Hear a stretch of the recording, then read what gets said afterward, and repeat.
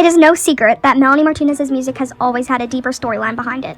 One of the things that makes her music so special is that there's always so much more than what you hear on the surface. Her albums aren't just collections of songs, they're stories filled with symbolism, hidden details, and so many things that make you want to just experience it for the first time again. From Crybaby and K-12 to Portals, Melanie has created an entire universe within her music, and every era gives fans something new to discover. But with HADES, the story becomes even more complex. There are so many details hidden within the visuals and storybook that it sometimes feels a little bit overwhelming trying to piece everything together. And that is why today I am posting this deep analysis of the lore of the HADES album. So, before we can even really understand the story of HADES, we first have to talk about the world it takes place in, as well as the new character that has just been introduced for the first time on this record, Circle.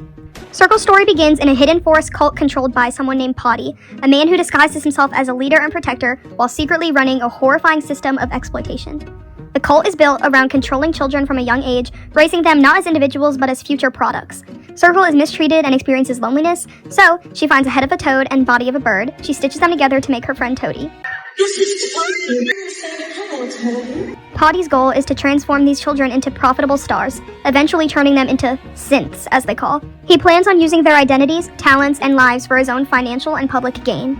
Within the cult, Circle grows up surrounded by manipulation and secrecy.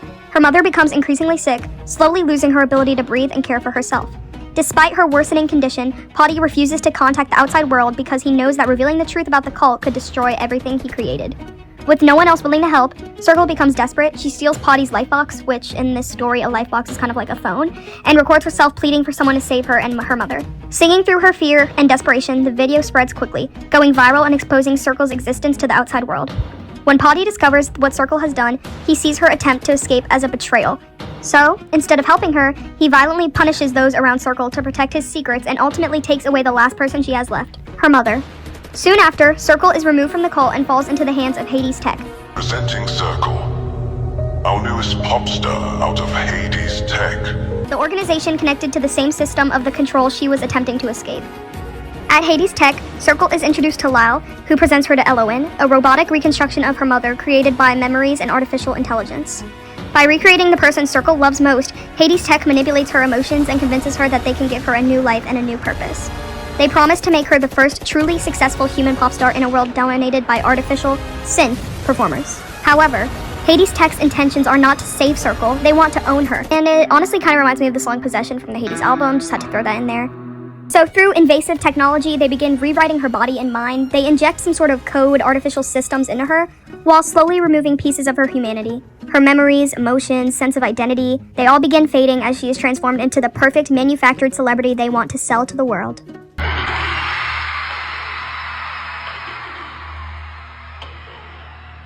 Place of origin, undocumented.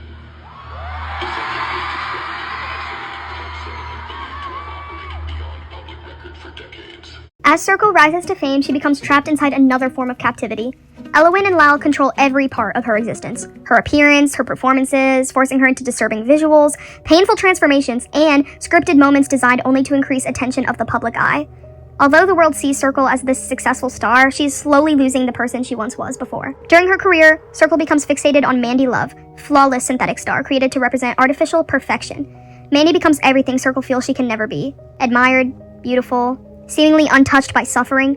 Her obsession turns into some sort of destructive rivalry fueled by insecurity and pressure existing in an industry where people are valued only for their image. As Circle's fame grows more, so does the obsession surrounding her. Fans such as Nina become dangerously attached, no longer seeing Circle as a person but as an idol they believe they own. This part of the story kind of reminds me of Monolith.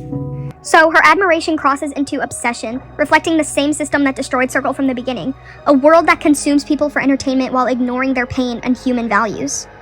So, after the disturbing events at the Hanfords' estate, where wealth, power, and influence determines and who holds control, Circle reaches her breaking point. She begins uncovering the truth behind her entire existence and realizes that everything connects back to the same source. Pouty, HADES Tech, Lyle, and Elowen were never separate forces. They were all pieces of the same machine that manipulated her life from the beginning.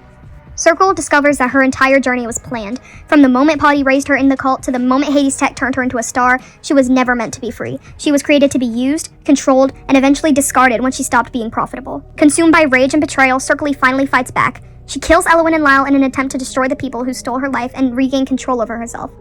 During the Bammies, which is like the Grammys, but in the story, Potty returns and reveals that he remains beyond her reach, proving that the system responsible for destroying her is much larger than any single person.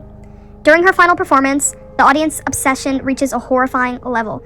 Instead of seeing her suffering, they only see the entertainment they came for. Their love for the image of Circle completely replaces their ability to recognize her as a human being. Nina becomes consumed by her devotion, and Circle, having reached the end of what she can endure, kills her as well. As the performance continues, Circle begins to lose the last pieces of her identity. The boundary between human and machine completely collapses as she becomes the very thing Hades Tech tried to create. In the end, Circle dies on stage while the audience continues cheering, unaware of the trauma, manipulation, and suffering that brought her there. After her death, Circle's body is turned into another symbol of the world's obsession with fame and artificial perfection.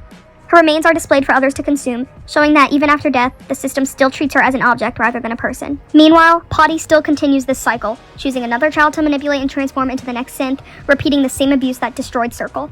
But don't worry, because Circle's story does not end with her body. Her soul escapes and travels toward Toadie because, after a lifetime of being controlled by others, she only wants one thing: freedom. For the first time, Circle is no longer a product, a performer, or someone else's creation. She is finally able to just exist as herself.